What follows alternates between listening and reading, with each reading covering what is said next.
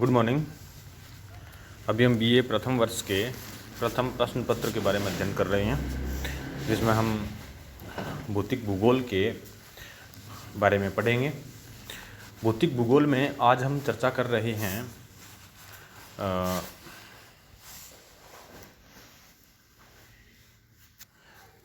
जो विविध प्रकार के स्थल रूप हैं, इनके बारे में हम अध्ययन कर रहे हैं।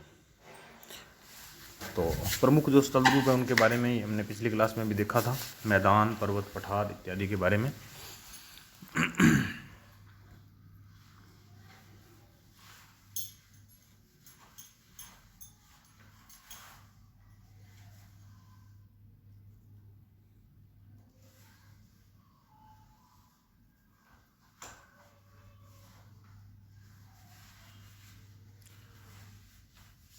तो प्रमुख स्थल रूप जो हैं इनके बारे में हम अध्ययन कर रहे हैं। और प्रमुख स्थलाकृतियाँ हैं, इनमें कौन सी देखते हैं। तो धरातल पर बहुत सारे प्रकार की स्थलाकृतियाँ दिखाई देती है। KRD सेलिसब्री ने इन्हें 3 वर्गों में विभाजित किया है। एक प्रथम श्रेणी के उच्चावच, जिसमें महाद्वीप और महासागरों को शामिल किया जाता है। द्वितीय श्रेणी के उच्चावच, जिनमें पर्वत, पठार और मैदानों को शामिल किया जाता है। और तृतीय श्रेणी के उच्चावच, जिनमें घाटी, डेल्टा, बाढ़ के मैदान, अपर्दित मैदान, इन सबको शामिल किया जाता है। तो इसमें जो इनके निर्माण में 2 प्रकार के बल कार्य करते हैं। एक है अंतर्जात बल। अंतर्जात बल या एंडोजेनेटिक फोर्स जो है वो धरातल के ऊपर विषमताएं सृजित करने का कार्य करता है। और इनके द्वारा जो निर्मित स्थलाकृतियाँ होती है वो द्वितीयक स्थल रूप में आते हैं, द्वितीय श्रेणी की स्थलाकृतियों में शामिल किए जाते हैं। और उसके पश्चात एक बहिर्जात बल होता है। बहिर्जात बल का मतलब जो अप्रदनात्मक शक्तियाँ हैं, जल के द्वारा, हिमानी के द्वारा या वायु के द्वारा जो भी अप्रदनात्मक शक्तियाँ होती हैं, इनको हम बहिर्जात बलों की श्रेणी में रखते हैं। तो ये जो बहिर्जात बल है, इनके द्वारा जो स्थल रूप सृजित किए जाते हैं उनको हम तृतीय श्रेणी के भू आकारों में शामिल करते हैं। और प्रथम श्रेणी के भू आकारों में वो स्थल रूप शामिल किए जाते हैं जो सबसे पहले बने हुए हैं, पृथ्वी की उत्पत्ति के काल से ही जिनका निर्माण हुआ है। अंतर्जात बल भी कई प्रकार का होता है। एक पटल विरूपणी बल होता है। पटल विरूपणी बल 2 प्रकार का होता है, महादेश जनक बल और पर्वत निर्माणक बल। और आकस्मिक बल होता है जिसमें ज्वालामुखी और भूकंप आते हैं। तो इनके बारे में हम पूर्व की क्लास में अध्ययन कर चुके हैं। बहिर्जात बल है, इसमें अपक्ष और अप्रदन 2 शक्तियाँ होती है। एक सामूहिक स्थानांतरण को भी इसमें शामिल किया जा सकता है। तो अभी हम देखते हैं पर्वत के बारे में। तो पर्वत क्या है? जनरल सी बात है कि पर्वत अपने आसपास के धरातल से एकदम ऊपर उठा हुआ स्थल रूप है, जो कि ऊपर की ओर संकरा होता जाता है। यानी 2 विशेषताएं होनी चाहिए। तो अपने आसपास के धरातल से एकदम ऊपर उठा हुआ भूभाग होना चाहिए, और दूसरा ऊपर की ओर संकरा होता जाए। तो ऐसी स्थलाकृति को हम पर्वत के नाम से संबोधित करते हैं। अब पर्वत भी कई प्रकार के हो सकते हैं। उत्पत्ति के आधार पर अगर हम पर्वतों का वर्गीकरण करें तो एक तो वलित पर्वत होते हैं, जिनको फोल्डेड माउंटेन बोलते हैं, जो कि टर्शियरी युग में बने हैं। इस समय जो पर्वत निर्माणकारी शक्तियों ने कार्य किया, इसमें जो जल स्रोतों में तलछट के जमा होने से और तलछटीकरण होने से ये जल स्रोत भर गए। इसके पश्चात इनमें आंतरिक बल के कारण जो वलन पड़े या जो मोड़ पड़े, संपीड़न बल के कारण, इसके परिणाम स्वरूप जो पर्वत बने उनको हम नवीन मोड़दार पर्वत या वलित पर्वतों के नाम से जानते हैं। और मोड़दार पर्वतों की विशेषताएं, कई विशेषताएं हम इसकी करते हैं। संसार के सबसे नवीनतम पर्वत है ये, सब दुनिया के सबसे ऊंचे पर्वतों में आते हैं। इनके शैलों में जीवावशेष पाए जाते हैं। इन पर्वतों का निर्माण परतदार चट्टानों के वलन से हुआ है। ये पर्वत अधिक लंबाई वाले होते हैं। इनकी लंबाई अधिक तथा चौड़ाई कम होती है। इन पर्वतों का निर्माण उथले सागरों से हुआ है। तो ये इनकी कुछ विशेषताएं होती है। दूसरे प्रकार के जो पर्वत हैं वो गुंबदाकार पर्वत हैं। तो गुंबदाकार पर्वत जो अंतर्जात बल है उसके द्वारा, जैसे ज्वालामुखी उद्भेदन के समय कई बार क्या होता है कि ज्वालामुखी का मैग्मा बाहर आने की चेष्टा करता है और ऊपर कोई कठोर शैल आ गई तो वो उसको तोड़ नहीं पाता, तो कठोर शैल संपूर्ण शैल को ऊपर उठा देता है। इस प्रकार से ऊपर उठी आकृति गुंबद का रूप ले लेती है। इस प्रकार के पर्वतों को हम गुंबदाकार पर्वत के नाम से जानते हैं। ये डायग्राम के माध्यम से स्पष्टतः पहचाना जा सकता है। उसके पश्चात संग्रहित पर्वत है।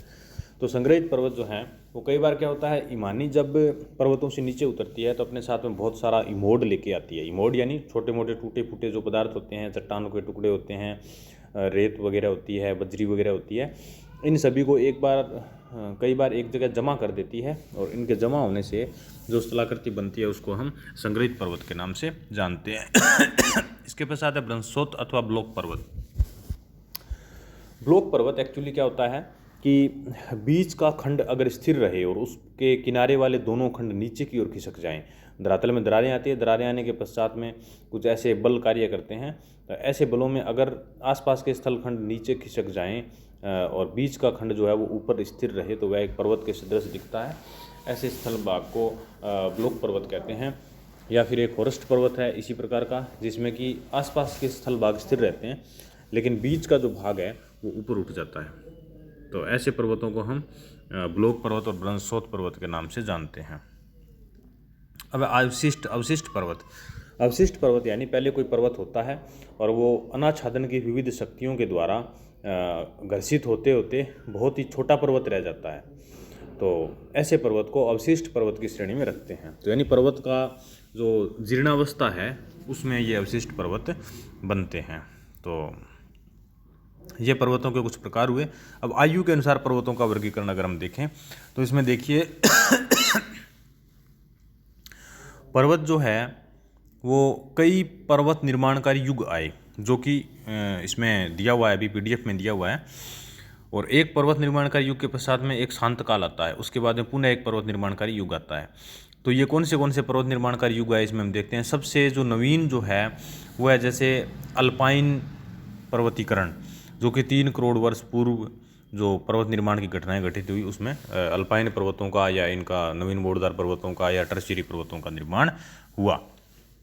उसके पश्चात में है बीच में शांत काल आया। फिर 22 करोड़ वर्ष पूर्व हर्षिनियन पर्वतीकरण हुआ, जिसमें हर्षिनियन पर्वतों का निर्माण हुआ।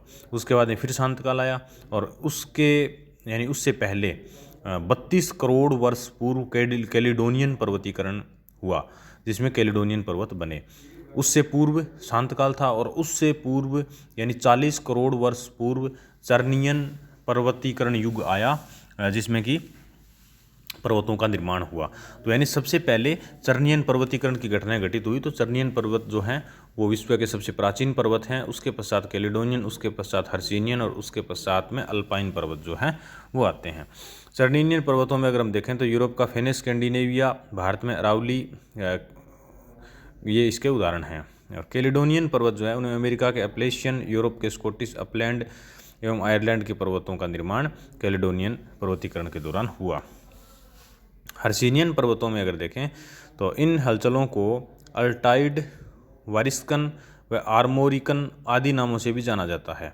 एशिया के थ्यानसान, अल्टाई, खिंगन व नानसान पर्वत और ऑस्ट्रेलिया में पूर्वी कार्डिलेरा, यूरोप में पेनाइन आदि पर्वत इस काल में निर्मित हुए। अब अल्पाइन जो पर्वतीकरण है इसमें Himalaya, Kunlun, Karakoram, Arakan, Elburz, Hindu Kush, Rockies, Andes, Alps, Balkan, Pyrenees आदि पर्वत जो है वो बने। अब पीजी वॉरचेस्टर के अनुसार पर्वतों का वर्गीकरण भौगोलिक व्यवस्था के आधार पर, पीजी वॉरचेस्टर महोदय ने भौगोलिक व्यवस्था के आधार पर पर्वतों का वर्गीकरण किया है। इसमें उन्होंने बताया पर्वत कटक यानी माउंटेन रिज। तो पर्वत कटक एक्चुअली क्या होती है, ये ऊंचे व संकीर्ण होते हैं। ढाल का स्वरूप एक और अत्यंत तीव्र और दूसरी ओर मंद होता है। दूसरा है पर्वत श्रेणी यानी माउंटेन रेंज। यह एक ही काल में बनी हुई लंबी व सतत पर्वत श्रृंखला होती है। हिमालय पर्वत श्रृंखला, जैसे हिमालय पर्वत श्रृंखला का उदाहरण है, यानी हिमालय में कई श्रेणियां पाई जाती है। हिमालय पर्वत एक श्रृंखला है और इसमें कई श्रेणियां पाई जाती है। तो ये श्रेणियां हैं। पर्वत तंत्र या माउंटेन सिस्टम यानी एक ही काल तथा एक ही पर्वत से बनी श्रेणियां होती है, जैसे अपलेशियन पर्वत श्रेणी। तो ये एक ही काल में जो बने हुए कई पर्वत होते हैं उनको पर्वत तंत्र कहते हैं। पर्वत समूह या कार्डिलेरा, कार्डिलेरा विभिन्न कालों में भिन्न भिन्न तरीके से निर्मित पर्वतमालाएं होती है, यानी कई युगों के पर्वतों का निर्माण होया हुआ होता है। तो इस संपूर्ण जो ये कई युगों के पर्वत एक साथ मिले हुए रूप में पाए जाते हैं, इनको बोलते हैं हम कार्डिलेरा या पर्वत समूह। अब है पर्वत श्रृंखला। तो पर्वतमाला या श्रृंखला विभिन्न भूगर्भीय कालों की लंबे संकड़े व समानांतर क्रम में पाई जाने वाली पर्वत मेखला होती है, जैसे भारत मलाया की पर्वतमाला। यानी पर्वतमाला एक्चुअली हिमालय जो है वो एक पर्वतमाला है और इसमें कई श्रेणियां पाई जाती है, जैसे लघु हिमालय श्रेणी है, शिवालिक श्रेणी है। तो ये श्रेणियां इसमें पाई जाती है। इस प्रकार ये जो पर्वतों के बारे में हमने विस्तृत अध्ययन किया। और आगे की क्लास में हम देखते हैं पठार वगैरह, मैदान या पठार के बारे में अध्ययन करते हैं। डायग्राम के माध्यम से PDF में स्पष्ट दिखाया हुआ है ये डायग्राम। इनको देखने से हम इसको देखकर आसानी से समझ सकते हैं। धन्यवाद।